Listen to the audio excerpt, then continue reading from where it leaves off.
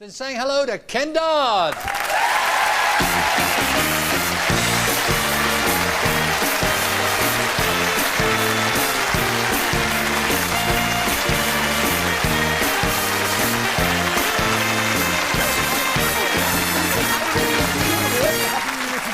Another first. Another first of another first. Oh, I see. Think of all the famous firsts. I remember the first time I was on your show, the show. Yeah. You came straight from school. I also remember the very first laugh I got. Yeah. And the lady was very nice. She gave me my money back. And,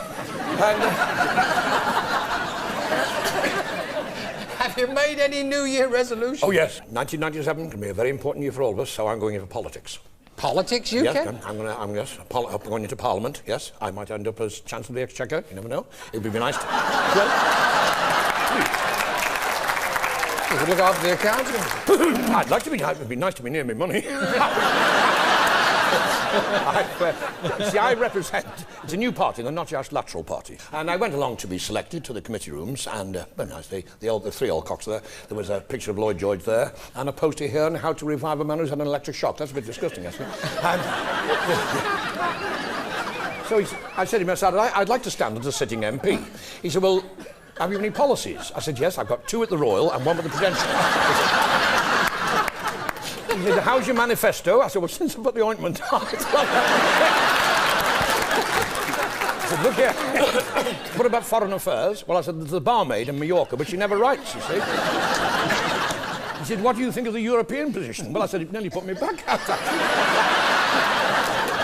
But we're going to have to, you know, that's what we're going to have to address ourselves to, ladies and gentlemen. Yes, Europe. I mean, look, Sweden, the Swedes, they can't even switch their side lights off. Sweden, their idea of a good time in the winter is taking all their clothes off, stripping off, and rolling in the snow while somebody hits them with twigs. That's why they're blonde. They've all gone white overnight with the shock. Denmark. Do we really want to get mixed up with a nation that goes around writing its name on pigs? The Dutch, Holland, the Dutch, they're nice meat pies, but the Dutch, they're like Germans in clogs.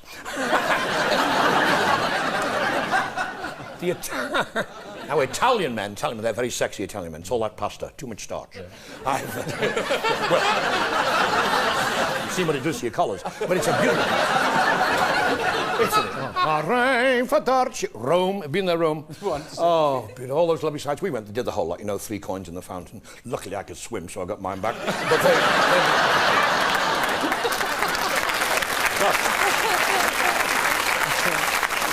the place you really want to go is Vatican Square.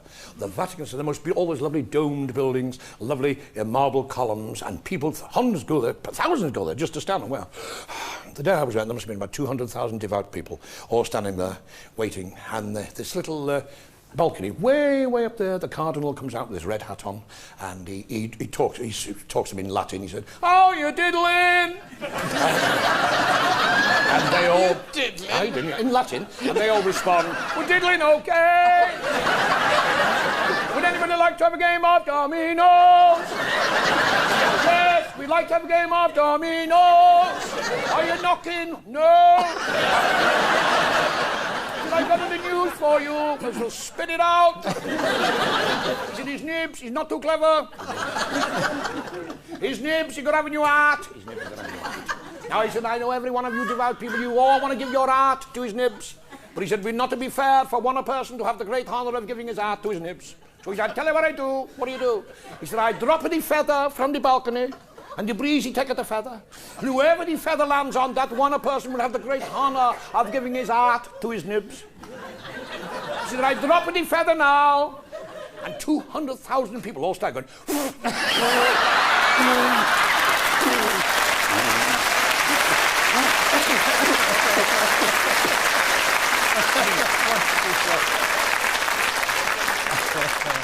In Germany. How are you with the Germans? You like the their national flag is a beach towel. When the Germans go on holiday, the first thing they do is go to the hotel is take the manager prisoner. They have the nerve to ban our beef. Some of their women are bigger than our cows. All German girls are called girder. You have to take a set of scaffolding when you're doing a bit of quarter. And in Russia, everything ends in off, so you've no chance. So, as far as you're concerned, keep Europe, stay here, which you do. You love the country. Think about it. Let's get the facts on the table and let's study things. I study everything, you know. When I go out on jobs, I study because of the motorways and all that, you know, and you can have some terrifying experiences now. That lovely blonde lady, have you ever had a terrifying experience in a car, dear? Yeah, well, leave your number. Last week, this little old lady coming down the M1, fast lane, she must have been 85 years old, doing 100 miles an hour and knitting at the same time. People shouted, pull over! You know the socks?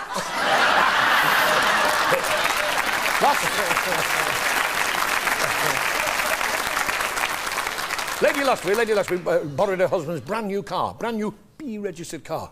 Came back 2 hours later, she said, I've got good news and bad news. He said, what's the good news? She said, the airbag works. And you can have some. I had a terrifying experience last week. I was coming home late at night from a show. Well, it was the early hours of the morning, so you know what time they finished. And I was going. Don't make it worse. I was going down this little twisty-turny country lane. And it was all dark. There was no moon, and the wind. And suddenly, I was aware that I was being followed. Because you see it in your mirror, the lights, can't you?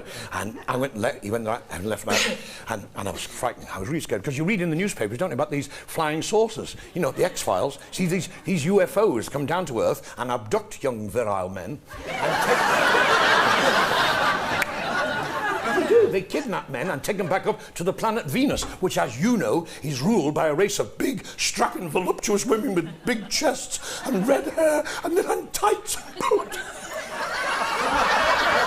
And they get you, and they have their way with you over the weekend, and then return you back to Earth on a Monday morning in time for work. So I slowed down as much as I could. I thought probably they want to breed from me.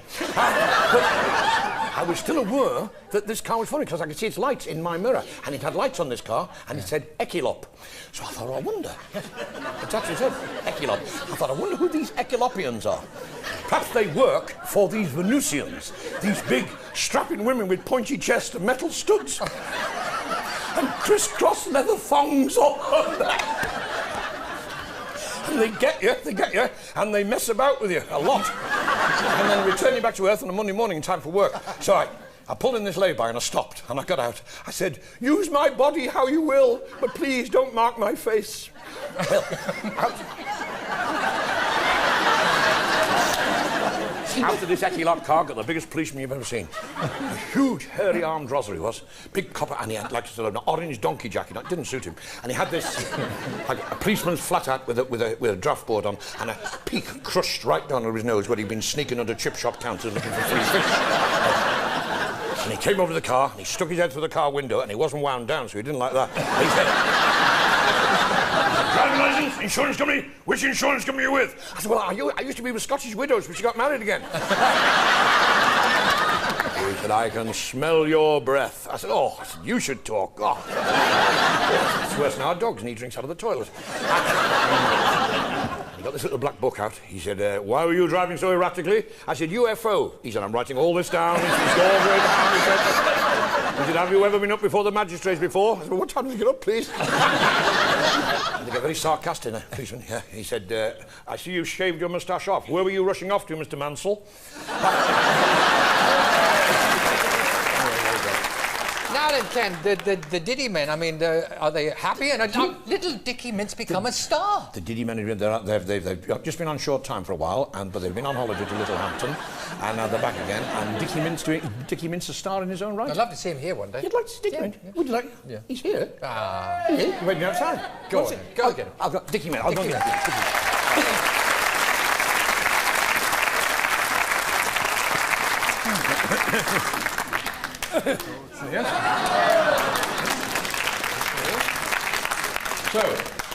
So you've arrived? Yes. Pardon? Yes. Well, squeak up. You've got here? Yes. And you've walked all the way? Yes. Must be very tired? Yes. But you're glad to be here? Yes. It's for the kids.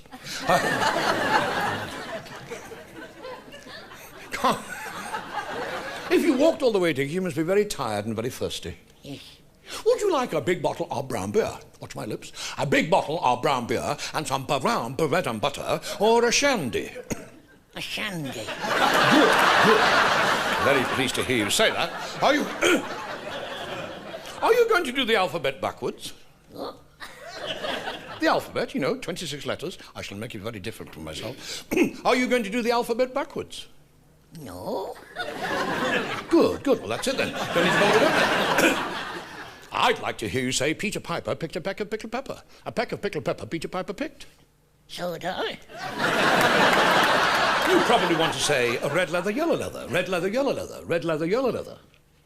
No. If he doesn't want to do it, he doesn't want to do it. Around the rugged rocks, the ragged rascal ran. Really? She sells seashells on the seashore. The shells she sells are seashells for sure.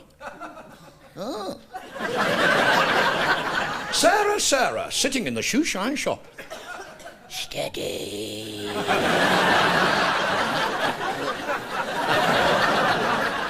Sing a little song for the ladies and gentlemen. What would you like to sing?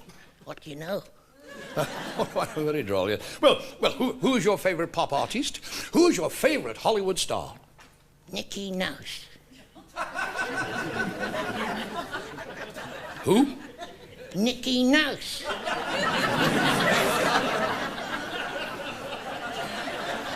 Who the hell's Nicky Nouse? He's married to Ninny Nouse. And what does she do? She sells seashells on the seashore. Oh, shut up, will you?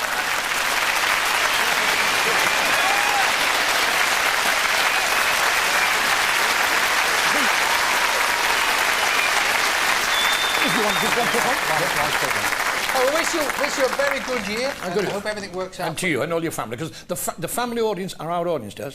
What is a family? A family begins when a man and woman join together and a bond keeps them together for the rest of their lives. It's called a mortgage. Yes. I'll never forget that time my dad had a boil on the end of his nose. Oh, the boil, he had a big red boil on the end of his nose and hurt. Oh, throb. And my mother couldn't sleep at night for laughing. So we had to get the doctor in, and the doctor came in, and he took one look at this boil on the end of my dad's nose, and he ordered us all out of the bedroom. We all had to go. And before he went, I saw him take this big needle out of the bag. And he closed the door, and all we could hear from inside the bedroom was, ah! Oh! Ah! Ah! They all went quiet. And the doctor came out, he said, yes. He said, it looks much better now. I've sewn a button on it. Ken